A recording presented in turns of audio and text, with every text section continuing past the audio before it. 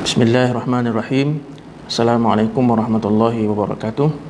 Alhamdulillahi rabbil alamin. Wassalatu wassalamu ala ashrafil anbiya'i wal mursalin wa ala alihi wa sahbihi wa man tabi'ahum bi ihsanin ila yaumiddin.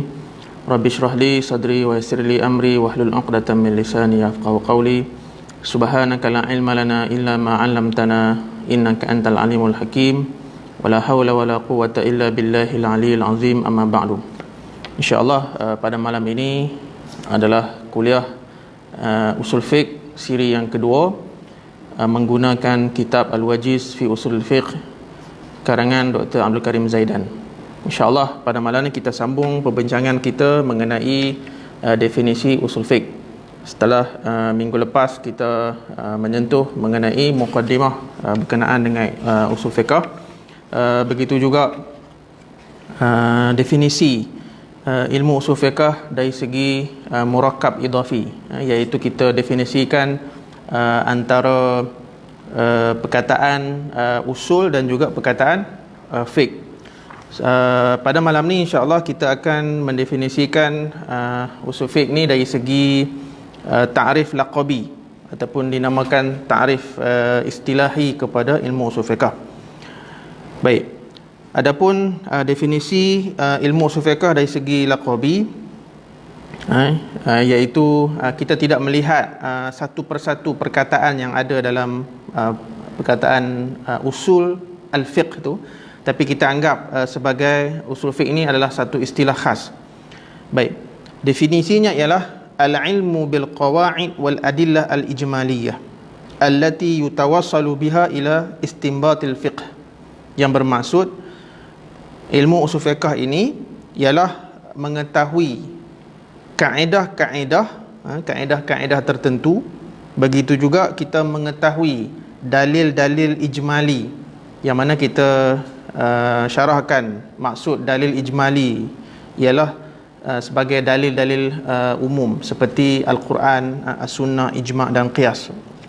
Okey, jadi definisi usul fiqh ini ialah mengetahui kaedah-kaedah tertentu, begitu juga mengetahui dalil-dalil ijmal ini untuk apa? Allati yutawassalu biha ila istinbatil fiqh, yang mana bila kita mengetahui kaedah ini, kita mengetahui dalil-dalil ijmali ini, boleh menyampaikan kita kepada bagaimana kita nak istinbatkan hukum fiqh. Jadi ini adalah definisi usul fiqh. Sebab itu kita lihat kan definisi fiqh. Kalau fiqh dia sebut apa? Al-ilmu bil ahkam syar'iyyah, kan? Al-ilmu bil ahkam al-ilmu bil ahkam syar'iyyah al-amaliyah al-muktasab min adillatiha at-tafsiliyah. So kalau ilmu fiqh ni kita kata mengetahui hukum syarak, itu hukum fiqh.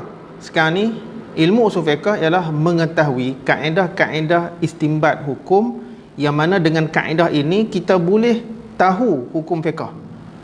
Okey, jadi sebab itu kita dapati bahawa terdapat satu kaitan yang amat rapat antara ilmu usul fiqh dengan ilmu fiqh.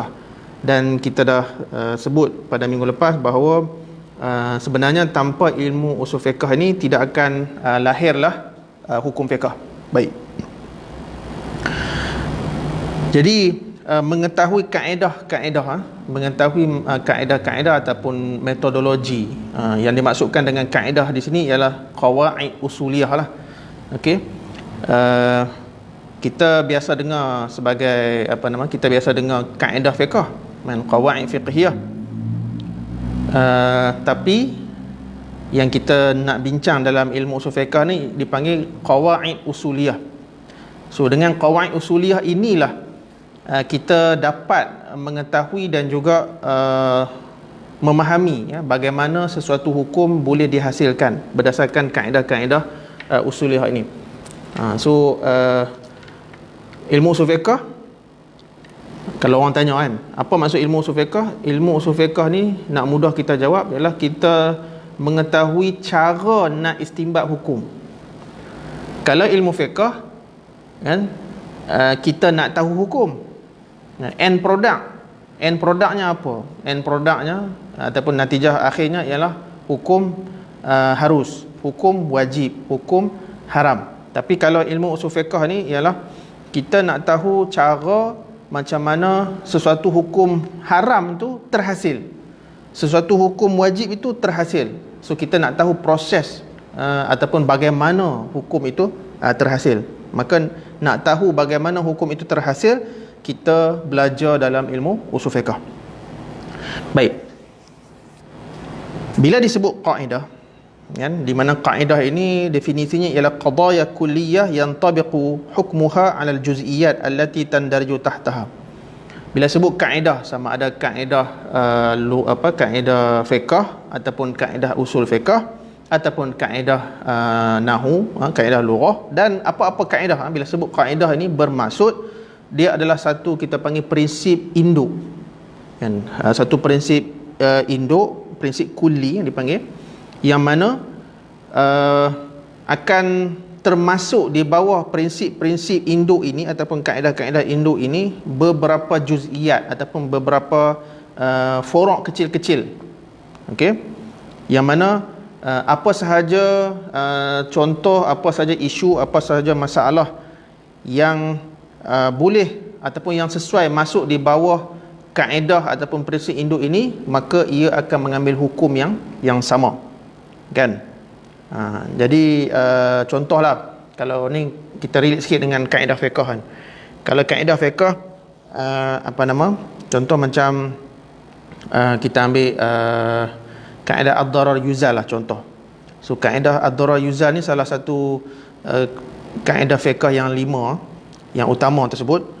Jadi itu adalah kaedah fiqh, kan. Kaedah fiqh ni terhasil daripada kajian dan juga penelitian para ulama kita, melihat dan mengkaji hukum hakam fiqh yang ada. Kemudian mereka merumuskan satu prinsip ataupun satu kaedah induk. Sebab kalau kita nak hafal isu-isu fiqh, kalau kita nak hafal ataupun kita nak mengetahui semua masalah-masalah fiqh yang ada daripada dulu sampai sekarang, memang takkan terhafal, takkan kita dapat cover ke semuanya. Jadi dia ada cara smart way, kan, cara pintas, iaitu kita kuasai kaedah. Kalau kita kuasai furuk, dia letih, itu hard work. Sekarang ni kita nak buat smart work, okey, smart way, kan, iaitu kita menguasai prinsip induk ataupun dipanggil kaedah. So kalau kaedah ad-darar yuzal, setiap kemudaratan mesti dihilangkan, maka kita faham bahawa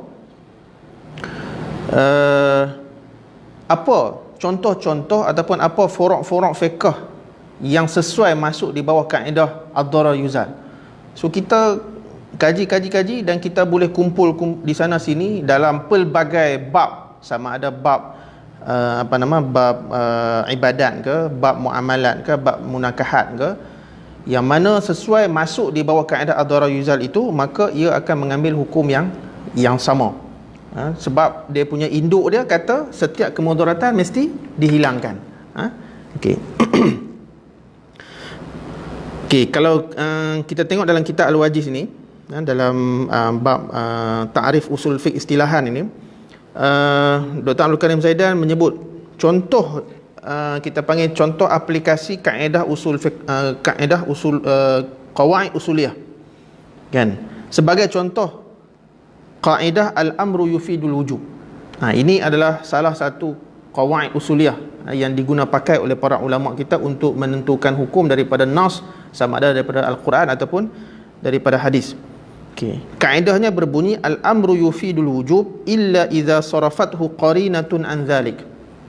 Maksudnya setiap fi'il amar maksudnya wajib, kecuali ini prinsip umum.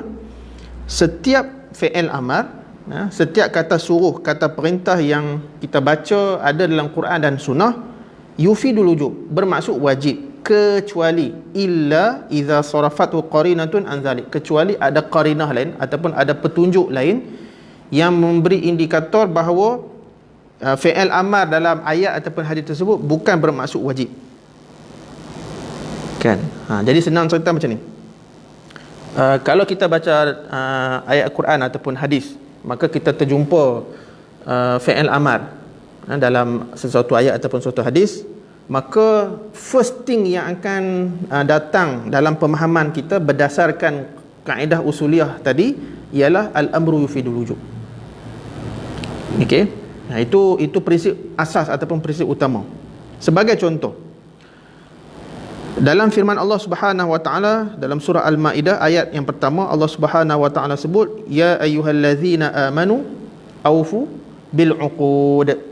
Wahai orang-orang yang beriman, hendaklah kamu menunaikan akad kamu, menunaikan kontrak kamu ataupun perjanjian kamu. Maksudnya kena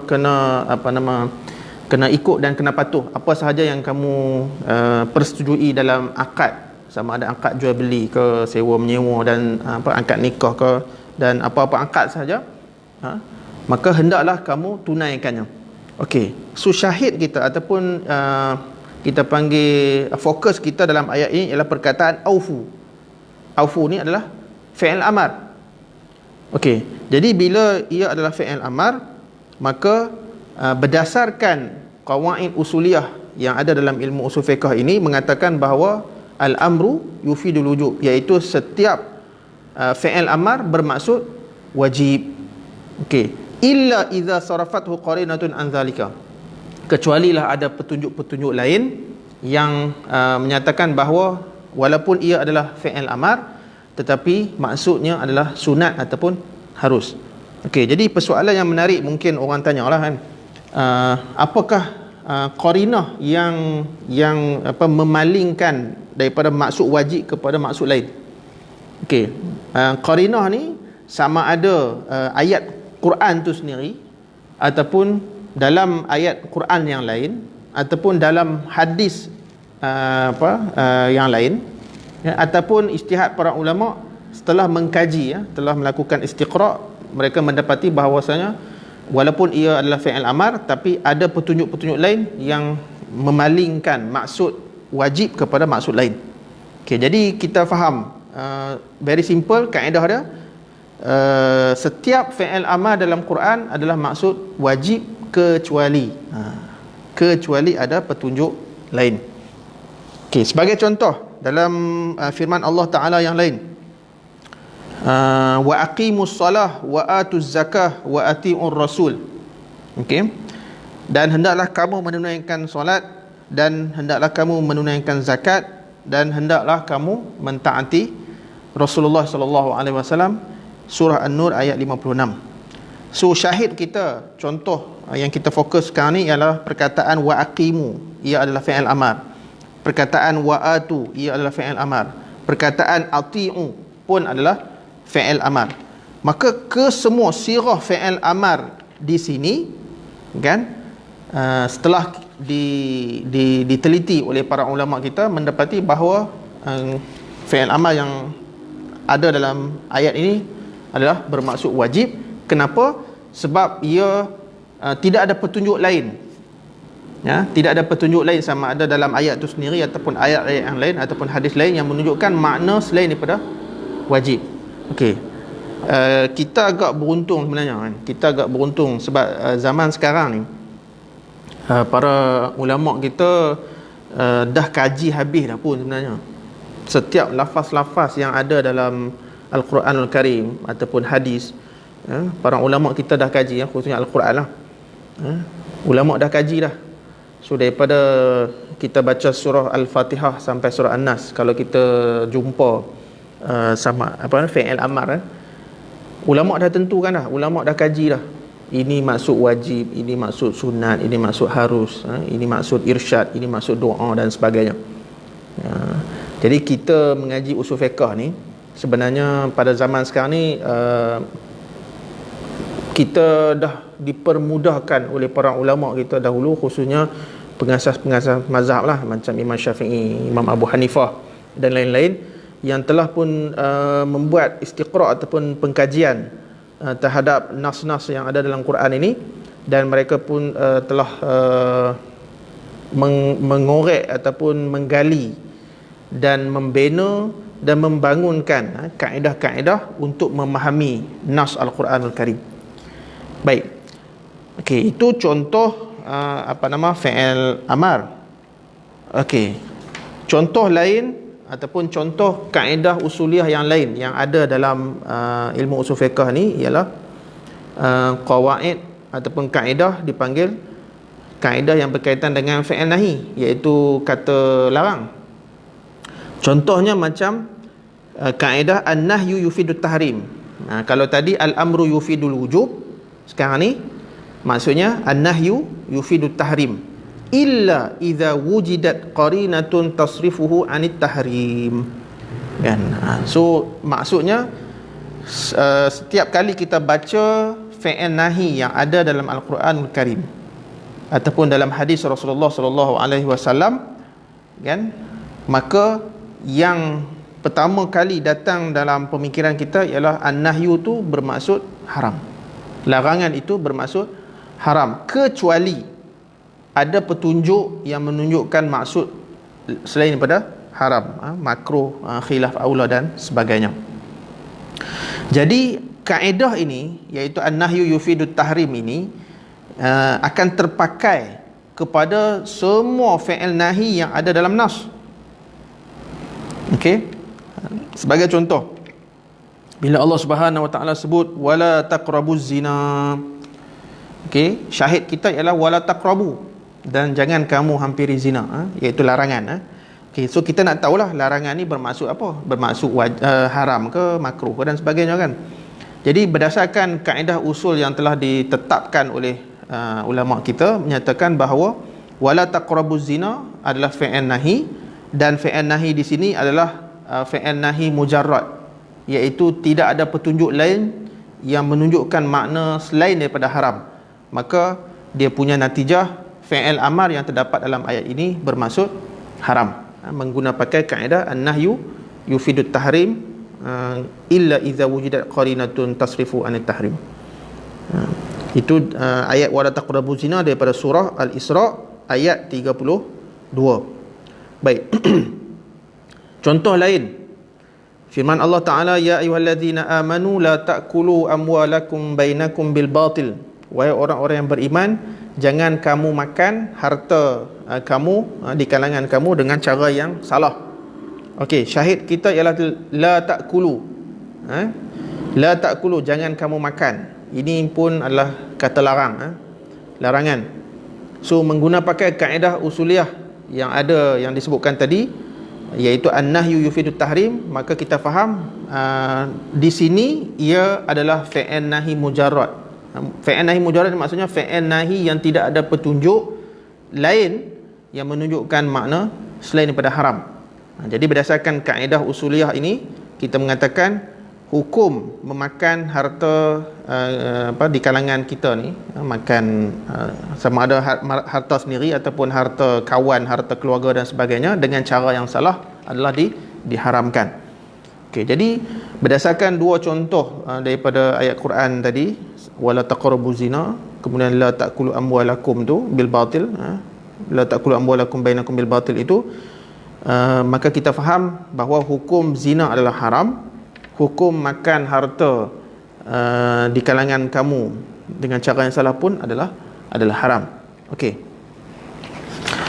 Jadi nak relate dengan definisi, dengan definisi yang kita sebutkan tadi, bila orang tanya kan, ilmu usul fiqh ni apa dia?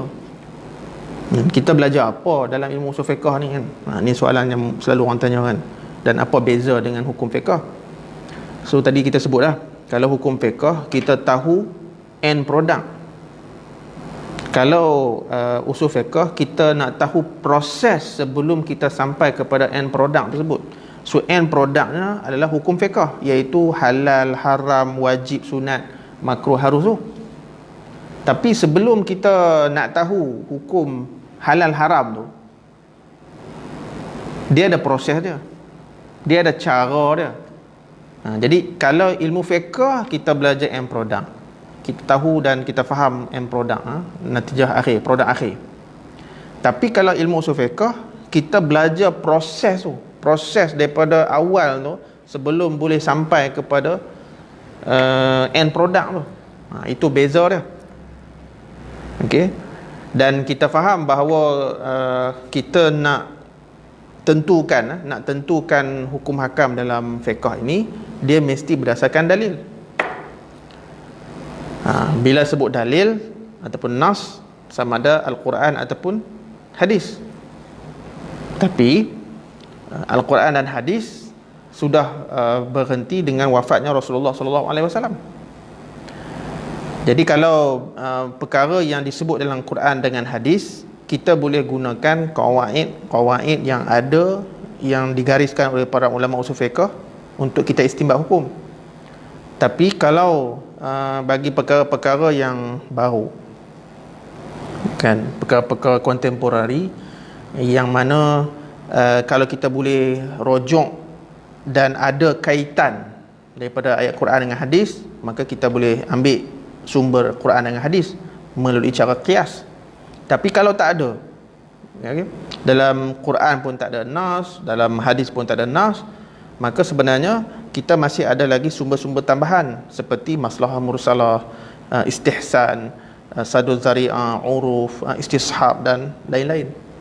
Jadi ilmu usul fiqh ni sebenarnya dia mencakupi perbincangan kaedah-kaedah ataupun metodologi ataupun cara-cara, kaifiat bagaimana kita nak membina hukum daripada nas, ataupun bagaimana kita nak menggunakan sumber-sumber tambahan ini sebagai instrumen kita dalam pembinaan hukum fiqh.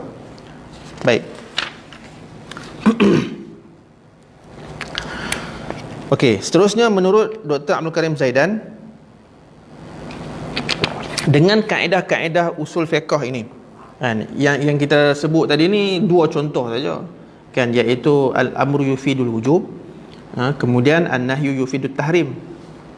Dia ada banyak lagi, nanti kita akan sampailah satu persatu lah. Ni sebagai contoh permulaan. Okey. So menurut Dr. Abdul Karim Zaidan, dengan kaedah-kaedah usul ini, yang kita panggil qawaid lughawiyah ini ataupun qawaid istinbatil ahkam ini, yatawassalul mujtahid ila istinbatil fiqh. Seseorang mujtahid itu mampu untuk mengistinbatkan hukum fiqh, kan? Jadi mengistinbatkan hukum fiqh itu yang berbentuk praktikal, yang berbentuk amali, berdasarkan dalil-dalil tafsili, kan? Minggu lepas kita dah explain apa beza dalil tafsili ataupun dalil juz'i ni, dan juga dalil ijmali. Kalau ijmali ni, dalil ijmali kita kata Quran tu sendiri, hadis tu sendiri. Okey, secara general, secara prinsip umumnya, Al-Quran tu apa? Kalam Allah Subhanahu Wa Taala yang diturunkan kepada Nabi Muhammad, dan seterusnya lah. Okey, itu dalil ijmali. Kalau dalil tafsili ialah ayat-ayat Al-Quran yang terdapat dalam Quran, teks-teks hadis yang terdapat dalam hadis ataupun sunnah Rasulullah sallallahu alaihi wasallam. Okey, so sekarang ni para ulama usul kita, okey, contoh macam Imam Syafi'i kan, mereka telah membangunkan beberapa kaedah istinbat hukum. Jadi kita mengetahui kaedah-kaedah ini dan kita aplikasikan kepada teks-teks yang ada dalam Quran, yang ada dalam hadis. Sebab tu minggu lepas kita sebut sebenarnya qawaid usuliyah ni dia banyak berkaitan dengan kita panggil qawaid lughah, ilmu bahasa Arab, tata bahasa Arab, nahwu saraf, okey, dan juga balaghah. So kalau saya selalu pesan dekat pelajar kita, kalau kita dapat kuasai ilmu lughah dengan baik, maka insya-Allah kita akan mudah faham usul fiqh ni. Okey, jadi kita mengetahui kaedah usul ini untuk kita istinbat hukum, ya, daripada dengan cara kita mengaplikasikan kaedah tersebut terhadap teks-teks dalil tafsili yang ada dalam Quran ataupun hadis. Okey, jadi apabila seseorang mujtahid dia nak tahu tentang hukum solat, contoh, dia nak tahu tentang hukum solat, lalu dia akan cari dalam Quran ataupun hadis, dan dia akan terjumpalah ayat wa aqimus solah. Kemudian dia akan mengaplikasikan kaedah usul fiqh yang dia belajar, iaitu aqimu, yang ada dalam ayat Quran aqimus solah tu. Aqimu adalah fi'il amar mujarrad, dan kaedah usul menyebutkan bahawa al-amru lil wujub illa liqarinatin sarifah. Kita ada teks dalil tafsili, kan? Kita ada teks Al-Quran tu dalil tafsili, kemudian kita ada kaedah. Okey, so sebab tu saya katakan pada minggu lepas bahawa kalau tanpa ilmu usul fiqh, kita akan jadi orang literal, orang yang zahir. Sebab apa? Sebab kita faham bahawa fi'il amar ni dia bermaksud kata suruh, kan, perintah. Jadi apa sahaja fi'il amar yang ada dalam Quran, kita akan kata ia adalah maksud wajib. Okey, tapi kalau kita mempelajari ilmu usul fiqh, so kita akan tahu bahawa dia ada beza, kan. Rupa-rupanya fi'il amar ni tidak semestinya wajib sahaja, tetapi prinsip umum ataupun first prinsipnya memang al-amru yufidul wujub. Tetapi kita kena baca kaedah tu bagi habis. Al-amru yufidul wujub illa, kan, illa idza sarafathu qarinatun. Al-amru fi'il amar memang maksud wajib kecuali ada petanda ataupun petunjuk yang menunjukkan maksud lain. Tapi bila ulama buat kajian dalam ayat ini aqimus solah, dia adalah fi'il amar, kan? Tetapi fi'il amar di sini bermaksud ataupun tidak ada petunjuk yang menunjukkan makna lain kecuali wajib. Maka ulama istintaj ataupun ulama membuat natijah bahawa wa aqimus solah, aqimu fi'il amar, dan kaedah usul menyebut al-amru yufidul wujub illa liqarinatin sarifah, maka keputusan ataupun rizaknya aqimus solah hukumnya adalah wajib. Okey. Baik. Seterusnya Dr. Abdul Karim Zaidan menyebut bahawa yang dimaksudkan dengan dalil ijmali, kan? Bila sebut dalil ijmali, ia adalah sumber hukum hakam syarak seperti Al-Quran secara general, sunnah secara general, ijma' dan juga qiyas. Okey.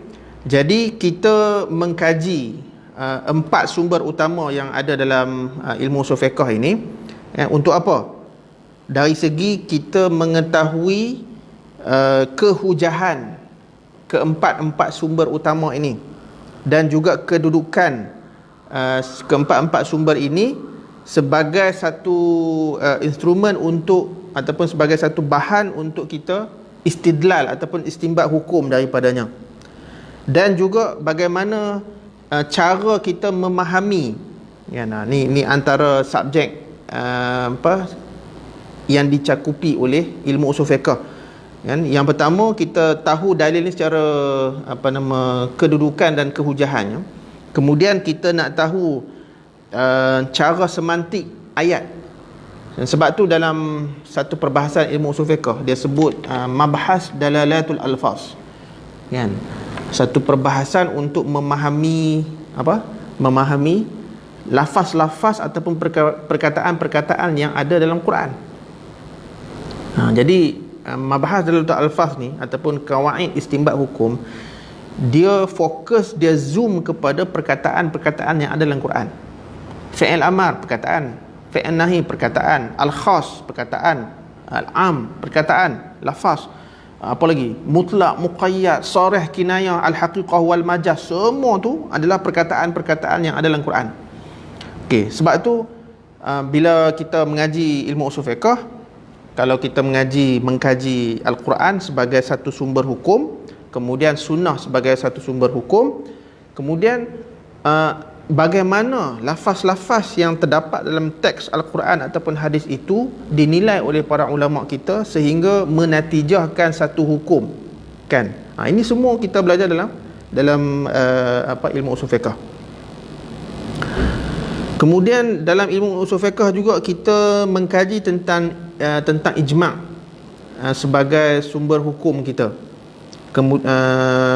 Kemudian qiyas, dan bila sebut qiyas ni yang penting adalah perbahasan illah, kan. Illah ni cukup penting untuk kita menentukan kesahihan sesuatu qiyas. Okey. Dan bagaimana kita nak mengetahui dan mengenali illah ini, kan? Dan juga perbahasan-perbahasan lain lah. Okey. Sebab tu kalau kita melihat dalam kitab-kitab turas tentang usul fiqh ni, ada yang mengatakan maudhu', kan, topik tumpuan usul fiqh ialah tentang adillatul ahkam, kan, dalil-dalil hukum, iaitu Quran, sunnah, ijma', qiyas. Ada yang kata maudhu' usul fiqh ni antaranya ialah qawaid istinbat hukum lah. Okey. Ada yang kata maudhu' usul fiqh ini adalah ijtihad, kan? Dan sebenarnya bila kita harmonikan antara pandangan para ulama keseluruhan ni, kita akan dapati bahawa perbahasan ilmu usul fiqh yang telah disusun oleh Dr. Abdul Karim Zaidan ni dalam kitabnya Al-Wajiz fi Usul Fiqh ni, dia merangkumi semua, kan. Sebab itu kita susun contoh macam di USIM, kan. Kita susun di USIM ni ilmu usul fiqh ni ada 6 subjek, kan. Antaranya mabahis hukum, kemudian mabahis adillatul ahkam, mabahis dalatul alfaz, kemudian mabahis ta'arud wa tarjih, mabahis ijtihad, kemudian apa lagi, maqasid syariah dan lain-lain.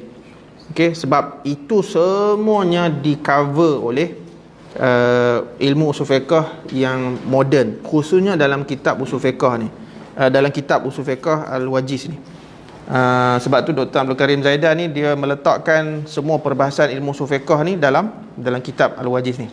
Sebab tu macam minggu lepas saya katakan bahawa Al-Wajiz ni antara kitab favorite saya dalam bila kita merujuk tentang usul fiqh lah. Baik, kemudian istilah yang seterusnya kita sebut al-usuli, kan, iaitu seorang ulama yang pakar dalam bidang usul fiqh. Kalau orang yang pakar dalam bidang fiqh dipanggil al-faqih. Okey. Kalau ulama itu orang yang tahu, orang yang ada ilmu secara umum lah. Tapi bila kita sebut al-usuli, kan, maksudnya ulama yang pakar dalam ilmu usul fiqh, yang dia tahu tentang perbahasan dalil-dalil ijmali, Quran, sunnah, ijma', qiyas, itu sebagai sumber utama, kan. Tapi kita jangan lupa, kan, saya selalu highlightkan itu sumber utama. Kita jangan lupa sumber tambahan, iaitu kita panggil yang tadilah, kalau istilah klasik dipanggil al-adillah al-mukhtalaf fiha, dalil-dalil yang diperselisihkan pada kehujahan dalil tersebut. Contohnya macam masalah mursalah, istihsan, kemudian sadul zari'ah, dan lain-lain lah. Okey, jadi bila disebut al-usuli, ialah orang yang mengkaji tentang dalil-dalil ijmali dari segi kehujahannya, dan bagaimana cara maksud lafaz-lafaz yang terdapat dalam Al-Quran ataupun dalam sunnah. Itu tugas usuli. Manakala orang faqih, kan, istilah faqih ini ialah orang pakar yang mengkaji dalil-dalil juz'i, kan. Kita ada dalil tafsili, kita ada dalil ijmali, itu dipanggil Quran, sunnah, ijma', qiyas. Kita ada dalil tafsili ataupun dalil juz'i, iaitu teks-teks ataupun ayat-ayat Quran tu sendiri. Quran tu mushaf, kan, satu mushaf tu itu dipanggil dalil ijmali, kan. Kalau dalil tafsili, ayat-ayat yang terdapat dalam mushaf tu itu dipanggil dalil juz'i ataupun dalil tafsili. Jadi ulama usul sebenarnya tugas dia mengkaji dalil ijmali tu, mushaf tu, dari segi apa? Yang tadi kita sebut, dari segi definisi dia, dari segi kehujahan dia. Kemudian lepas tu baru dia pergi ke aplikasi, dia ambil contoh-contoh dalil tafsili yang ada dalam Quran tu untuk dia aplikasi kaedah yang diasaskan. Okey. Jadi kalau faqih, ulama fiqh, depa mengkaji direct terus ayat Quran. Okey, sebab tu kan kalau kita tengok dalam kitab-kitab fiqh, kebanyakan kitab fiqh dia sebut hukum terus. So dia contoh macam as-salah wajibah. As-salah wajibatun. Solat adalah wajib. Dalilnya firman Allah Ta'ala wa aqimus salah. Itu kebiasaan dalam kitab fiqh. Tapi kalau dalam kitab usul fiqh, first dia akan bincang Quran tu apa definisi dia, apa ciri-ciri dia, okey, apa mumayyizat dia, kemudian apa dalil kehujahan Quran, boleh tak kita jadikan Quran sebagai hujah. Jadi ulama usul dia akan kaji yang tu dulu. Bila dia kaji yang tu dulu, kemudian baru dia pergi. Okey, sekarang ni kita buat aplikasi, kita ambil contoh ayat Quran. Wa aqimus solah. Wa aqimu ni adalah fi'il amar, kata perintah. Kata perintah kalau ikut kaedah usul, al-amru yufidul wujub illa liqarinatin sarifah. Makna yang pertama yang akan cross into our mind ialah fi'il amar adalah wajib. Fi'il amar adalah wajib kecuali ada petunjuk lain yang memesongkan ataupun yang memalingkan maksud wajib kepada maksud sunat. Okey, sebab itu kan sebenarnya kalau kalau al-faqih dia adalah orang usuli. Tapi kalau usuli belum tentu dia faqih. Sekali lagi kan, kalau sebut faqih ataupun sebut mujtahid kan, bila sebut al-mujtahidu ataupun al-faqihu, pada masa yang sama dia adalah al-usuli. Tapi kalau orang usuli belum tentu dia faqih. Contoh macam dia tahu resepi nak buat kek, tapi belum tentu dia boleh buat kek. Tapi orang yang buat kek sudah tentu tahu resepi. Dia senang faham macam itulah kan. Okey. Cuma kalau kita lihat ulama-ulama kita kan, Imam Syafi'i dan lain-lain tu, mereka adalah usuli dan juga mereka adalah faqih, mujtahid yang pada masa yang sama kan. kita ni kemungkinan boleh jadi usuli kan? Dan kemungkinan kita boleh jadi faqih, bergantung kepada ilmu kita lah kan. Tapi saya teringat kata-kata Tok Guru saya, Syekh Husaini Syekh, dengan seorang pensyarah di Universiti Azhar. Dia kata sebenarnya level orang ni ada dua. Satu dia panggil al-faqih, satu lagi dia panggil al-mutafaqih kan. Kalau al-faqih ni maksudnya golongan ulama yang hebat-hebat kan. Kalau al-mutafaqih ni macam kita, orang yang baru belajar, golongan pelajar ataupun golongan awam. Okey. Tapi bagi saya dia ada 3 level. Yang pertama orang awam. Orang awam ni termasuk orang walaupun dia doktor, dia profesor dalam bidang engineering, dalam bidang fizik, tapi dalam bidang pengajian Islam khususnya bab hukum hakam ni dia adalah orang awam, muqallid. Okey. Level kedua saya gunakan istilah yang tuan guru saya guna, iaitu al-mutafaqih, iaitu golongan pelajar. Golongan pelajar maksudnya golongan pengajian Islam yang belajar pasal tentang hukum hakam dan juga usul fiqh ni, iaitu golongan al-mutafaqih. Golongan ketiga baru al-faqih, iaitu memang yang expert lah. Okey.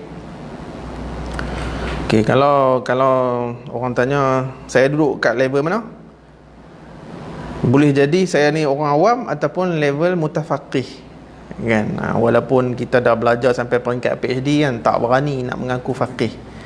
Okey. Tapi kalau nickname saya memang saya gunakan usuli faqih. Sebab itu center ni pun dinamakan sebagai Usuli Faqih Research Center. Okey, sebab apa? Nak ambil semangat. Bukan nak claim kata kita ni pakar usul, kita ni pakar fiqh, tak. Tapi nak ambil semangat. Nama tu supaya membakar semangat kita untuk cuba mengetahui walaupun tidak sampai tahap menguasai ilmu usul fiqh dan juga ilmu fiqh ni. Baik. So seterusnya, okey, tadi kita dah faham beza antara istilah usuli dengan istilah faqih. Baik. Untuk poin yang berikutnya, Dr. Abdul Karim Zaidan meletakkan tajuk al-gharad min dirasati usul al-fiqh wa madal hajah ilaih, iaitu tujuan ataupun objektif kita belajar usul fiqh dan sejauh mana kita perlukan usul fiqh ni. Okey. Jadi kita dah faham sebelum ni bahawa maksud daripada pembelajaran ilmu usul fiqh ni ialah untuk kita sampai kepada hukum syarak. Sampai ni maksudnya untuk kita tahulah. Okey.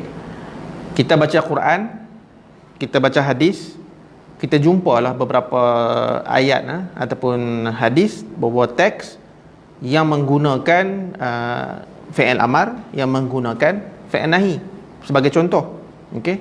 Jadi kita nak tahulah hukum dah. Sebab kalau kita belajar bahasa Arab, fi'il amar maksudnya talabu fi'lin, kan, tuntutan untuk buat. Kalau fi'il nahi, talabu tarkin, tuntutan, tapi tuntutan untuk ditinggalkan. Dan talabu fi'lin dengan tarkin ni dia ada beberapa level. Jadi kita nak tahu sama ada tuntutan itu berbentuk pasti, okey, ataupun yang tidak pasti, kan. Jadi itulah kita belajar dalam ilmu usul fiqh. So objektif ataupun tujuan kita belajar usul fiqh ialah kita nak sampai ataupun kita nak tahu tentang hukum hakam syarak yang berbentuk amali. Okey. So nak tahu hukum hakam syarak ni dengan melalui apa? Melalui kaedah-kaedah ataupun manhaj ataupun metodologi yang boleh menyampaikan kepada perkara tersebut lah. Sebab itu tadi kita kata kalau definisi usul fiqh ni al-ilmu bil qawaid. Kalau fiqh dia al-ilmu bil ahkam syar'iyyah. Fiqh tu direct terus kita tahu hukum hakam. Tapi kalau usul fiqh kita tahu kaedah yang menyampaikan kita kepada hukum tu. Kalau usul fiqh kita tahu proses pembuatan hukum. Itu maksud dia. Okey.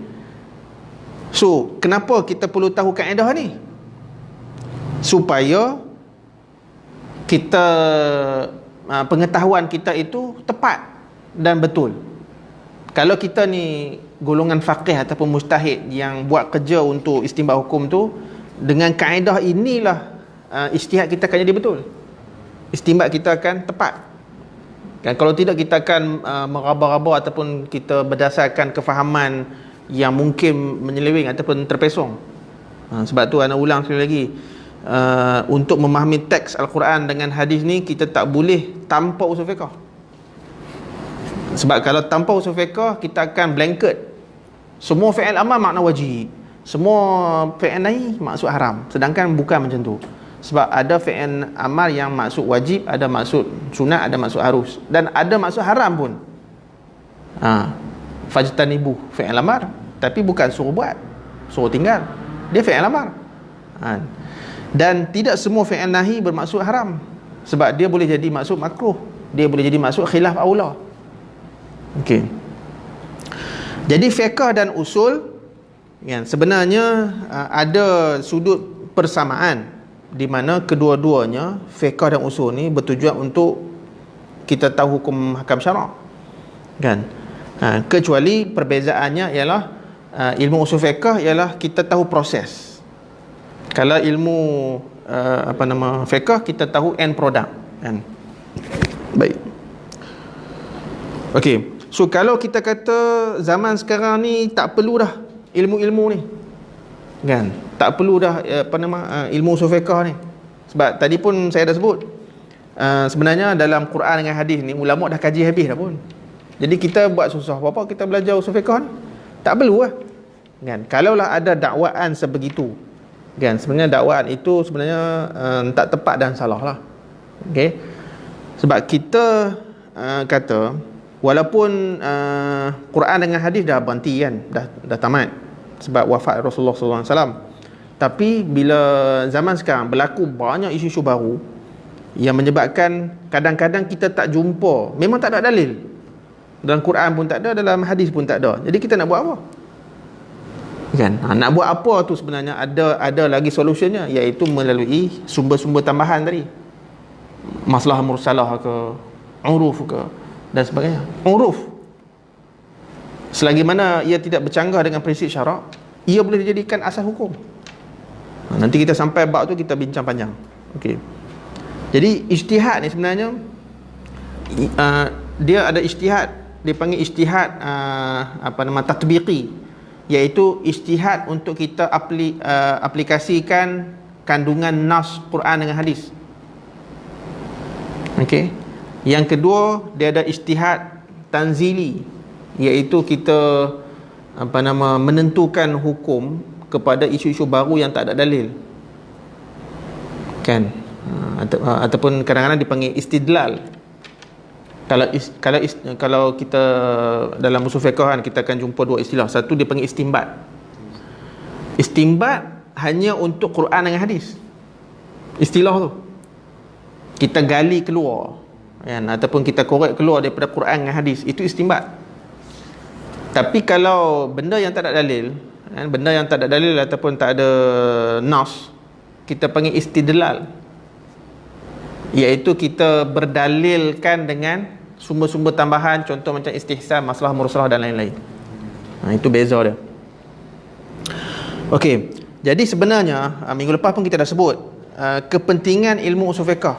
Sebab nak menjawab soalan sejauh mana kita perlukan ilmu usul fiqh ni. So, sejauh mana, jawapan dia, ia adalah amat-amat penting kepada dua golongan. Okey. Yang pertama, golongan mujtahid. Ni kita ulang balik poin minggu lepas ni, kan? Penting untuk golongan mujtahid ilmu usul fiqh ni sebab tugas mereka memang untuk istinbat hukum. Okey, kalaulah kita kata zaman sekarang dah tak ada mujtahid mutlak. Okey. Tetapi mujtahid ifta' masih ada, kan? Ataupun mujtahid tarjih ke, whatever istilah yang kita nak gunakan, ataupun sekurang-kurangnya kita istilahkan mufti pada zaman sekarang, ulama fuqaha zaman sekarang, mereka masih memerlukan ilmu usul fiqh ni. Okey, sebab qiyas, kan? Qiyas tu, yang melakukan qiyas ialah ulama zaman itu, bukan ulama zaman dulu. Ulama zaman dulu mereka lakukan qiyas berdasarkan apa yang berlaku zaman mereka lah. Zaman sekarang takkan kita nak mengharapkan kitab fiqh melakukan qiyas untuk kita, kan? Sebab kitab fiqh pun terhad zaman mereka sahaja. Kita zaman sekarang berhadapan dengan isu baru, maka ulama zaman sekarang lah kena melakukan qiyas kalau sesuai. Kalau tak boleh qiyas, kita kena carilah alternatif. Gunakan sumber tambahan. Masalah mursalah ada, istihsan ada, uruf ada, sadu zari'ah ada, kan? Syaruk man qablana mungkin tak apa aplikasi kat sini, kan? Jadi penting fuqaha zaman sekarang untuk tahu usul fiqh. Okey. Kemudian siapa yang tak sampai kepada tahap mujtahid, iaitu yang tadilah golongan orang awam dan juga golongan mutafaqih, golongan pelajar ni. Kalau mereka tak sampai tu pun kena tahu usul fiqh juga. Kita tanya buat apa? Bukan kerja mereka untuk istinbat hukum, bukan kerja mereka nak tanzil hukum. Kita katakan ilmu usul fiqh penting juga untuk orang awam dan juga pelajar, sebab sekurang-kurangnya mereka boleh tahu sumber rujukan hukum tu apa. Oh, Quran. Quran tu apa? Definisi ialah sekian. Ciri-cirinya apa? Sekian. Dalil kehujahannya apa? Sekian. Dalam isu hukum solat wajib, ulama guna dalil apa? Wa aqimus solah. Itu sekurang-kurangnya untuk orang awam. Bukan kita nak suruh mereka belajar usul fiqh kemudian bertindak sebagai mujtahid, tak. Sebab itu ilmu usul fiqh ni penting untuk golongan mujtahid dan juga orang awam. Dan yang paling menariknya, poin yang disebut oleh Dr. Abdul Karim Zaidan dalam kitab dia Al-Wajiz ni, dia kata sebenarnya usul fiqh ni bukan setakat untuk pengajian Islam saja, untuk semua bidang. Untuk doktor, untuk lawyer lagi lah kan. Dan lawyer kan, orang law ni, dia perasan tak perasan, kebanyakannya mereka guna konsep usul fiqh. Contoh macam mereka merujuk kepada penghakiman lepas. Okey, itu konsep qiyas. Cuma mereka gunakan precedent case, kan, case terdahulu, kan. Jadi bila mereka lihat kes terdahulu, didapati dia punya penghujahan ataupun apa saja yang berkaitan tu boleh disamakan untuk dijadikan hujah, penghujahan dalam perbicaraan sekarang. Jadi bersandarkan kepada kes terdahulu, mereka mengatakan sepatutnya keputusan hakim mesti sekian. Itu konsep qiyas. Jadi kalau orang yang belajar law, dia belajar usul fiqh, memang cantik sangat kan, sebab konsep dia lebih kurang kan. Orang belajar engineering pun patut tahu juga usul fiqh kan. Orang apa semualah kan. Itu yang menarik poin Dr. Abdul Karim Zaidan sebut dalam kitab Al-Wajiz ni. Okey, jadi saya rasa setakat itu dulu kot pada malam ni. InsyaAllah kita sambung dalam kuliah yang akan datang. So ada apa-apa persoalan tak setakat ni? Kalau penonton nak tanya soalan, bolehlah type soalan, nanti kita jawab. Kalau tak ada, tak apa kan. Kiranya nak sampai pada peringkat usuli dengan fakih tu, ada ke tahap dia ke? Macam Ustaz kata lah kan, Ustaz pun macam walaupun dah PhD tapi Ustaz pun tak ni kan. Dia kebiasaan kalau zaman-zaman dulu lah, pengiktirafan rakan kesepakaran. Okey, sebab itu Imam Malik ke contohnya, Imam Syafi'i apa semua tu kan, sehingga diiktiraf oleh rakan-rakan ataupun tok guru mereka kan, barulah mereka mengajar dan sebagainya kan. Setengah ulama setelah di certified ataupun diperakukan oleh 30 orang rakan kesepakaran, oleh 50 orang, baru mereka berani nak nak ke hadapan. Okay, kalau konsep kita di Malaysia, di pondok-pondok, sehingga tok guru kata, mat, dah, hang boleh balik lah. Itu sebagai satu pengiktirafan kepada anak murid tu lah. Maksudnya hang boleh balik, buka pondok sendiri. Okay, tapi zaman sekarang ni, itulah kan, kita baru main kelas sekali, dapat satu jawapan, terus kita belagak kan. Apatah lagi dengan media sosial ni, kita ada follower ramai lagi lah, dan kita jadi maghrur kan, terpedaya dengan follower tu, kita nak tunjuk pandai. Okay, so dari segi kadang-kadang kita bukan kata semua kan, ada yang bagus, ada ustaz-ustaz kita yang amat bagus, tawaduk dan sebagainya tu kan. Tapi yang kita nak jaga ni yang tak berapa nak ni sangat lah, tapi belagak macam dia mustahil hebat. Okay, dia kalau sebenarnya kan,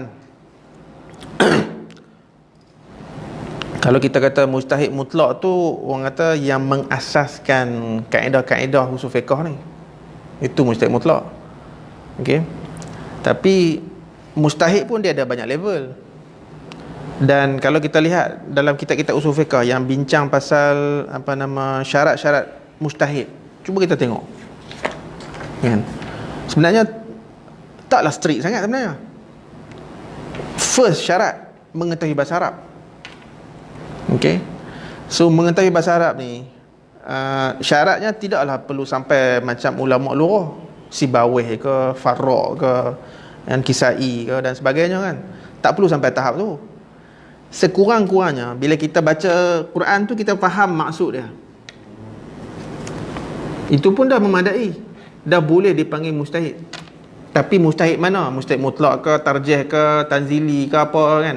Dia banyak level lah. Tapi maknanya dah boleh. Kira usuli.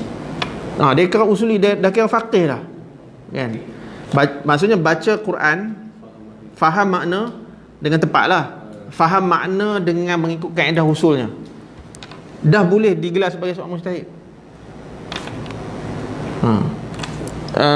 Syarat kedua, mengetahui Quran dari segi ulumul Quran. Okey. Hadis, mengetahui ulum hadis, riwayahnya dan sebagainya kan. Dan tidaklah perlu sampai tahap macam Imam Bukhari. Kan, at least kita baca satu hadis, kita tahu itu adalah hadis, sama ada sahih ke, hasan ke, dhaif ke dan sebagainya. Sekurang-kurangnya yang tu. Ini bukan darjat hadis sahih dhaif tu kita tak tahu. Matan tu pun kita tak tahu sama ada ia adalah hadis ataupun maudhu'. Ikut belasah aja. Kan, itu memang tak layak digelar sebagai seorang mujtahid. Kan. Syarat, antara syarat yang lain ialah mengetahui usul fiqh. Taklah perlu sampai kita jadi macam Imam Syafi'i. At least boleh rujuk kitab. Okey dah. Jadi kemampuan kita nak rujuk kitab setahap mana? Kena tanya diri kita lah. Kan? Kalau baca pun merangkak-rangkak salah faham dan lain tu, memang tak layak lah kita jadi usuli ataupun faqih tu kan. Boleh? Sebelum nak pandai tahqiq kitab ataupun nak jadi usuli tu mesti kuasai bahasa Arab lah. Itu syarat utama. Syarat utama.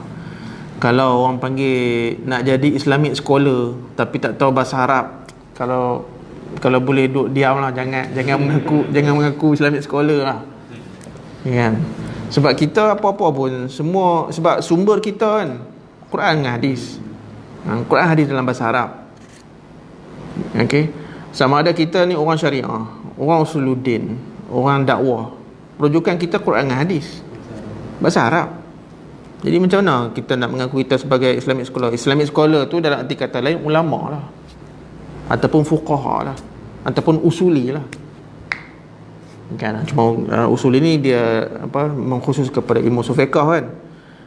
Jadi prasyarat utama ialah mengetahui bahasa Arab.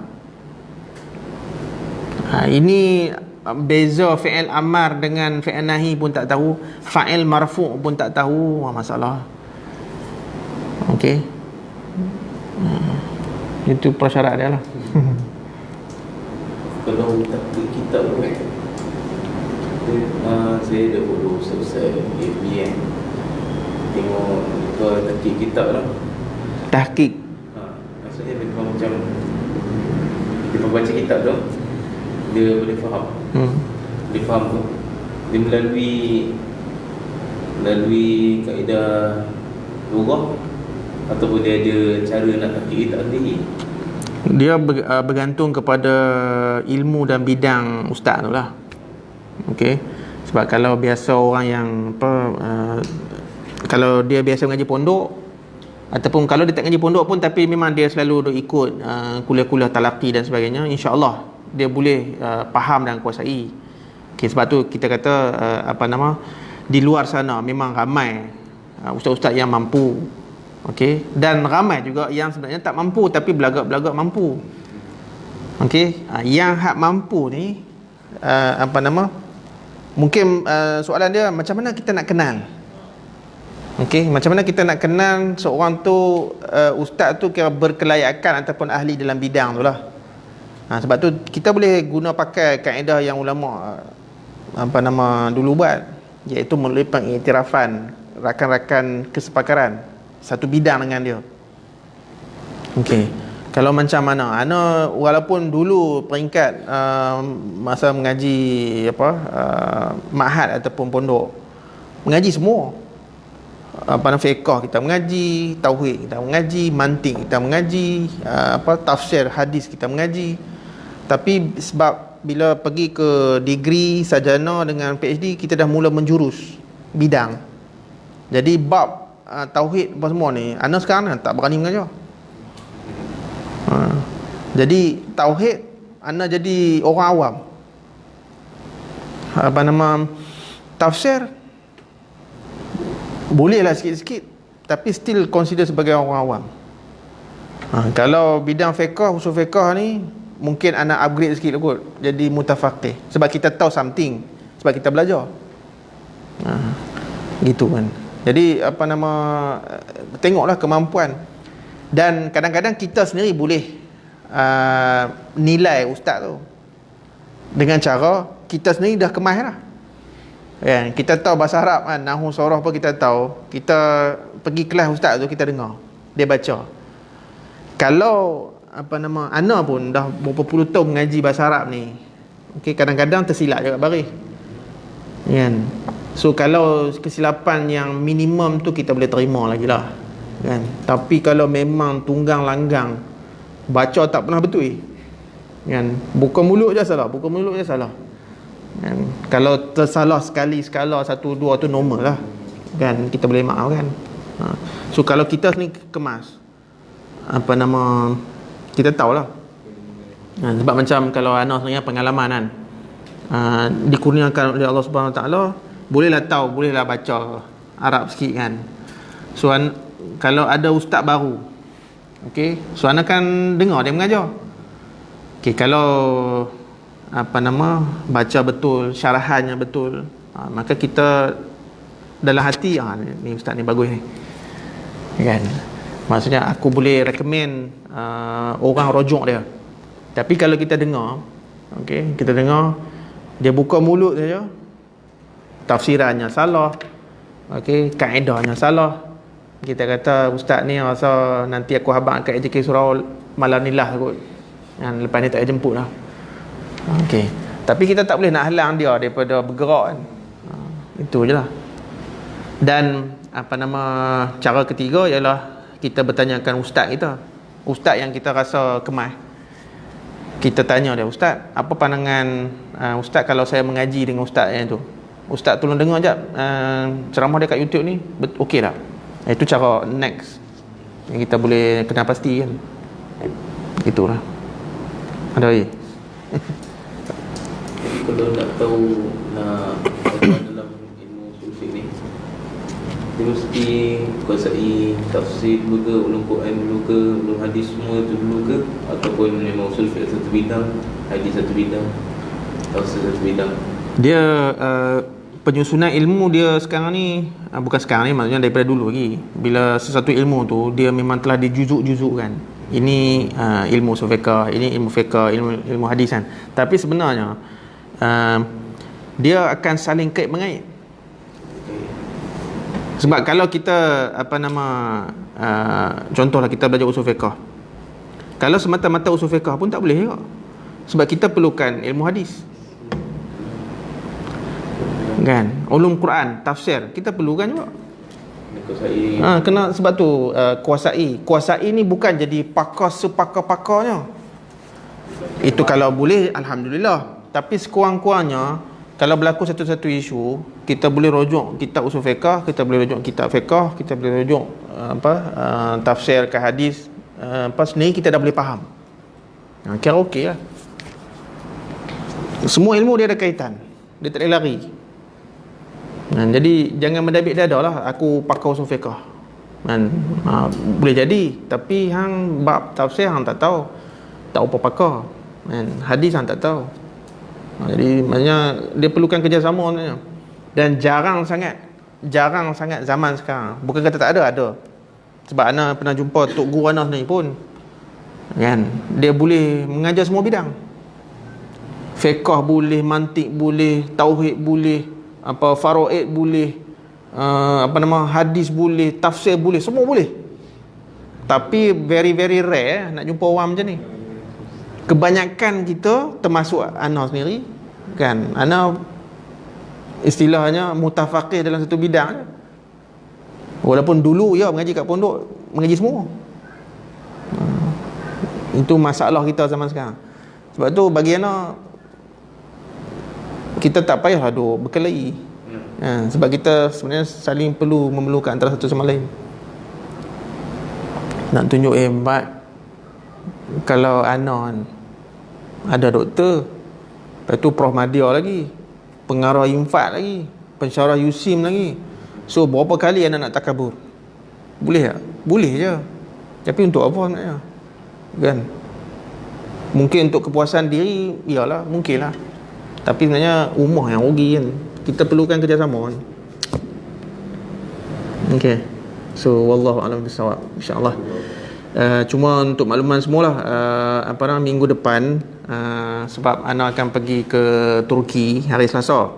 Jadi kuliah usul fiqh ni kita akan awalkan Isnin malam. Okay, Ana di dewan ni lah. Okay, insya-Allah. So siapa yang berkesempatan datang ke dewan, ataupun kalau tak boleh datang, kita buat FB live ni lah.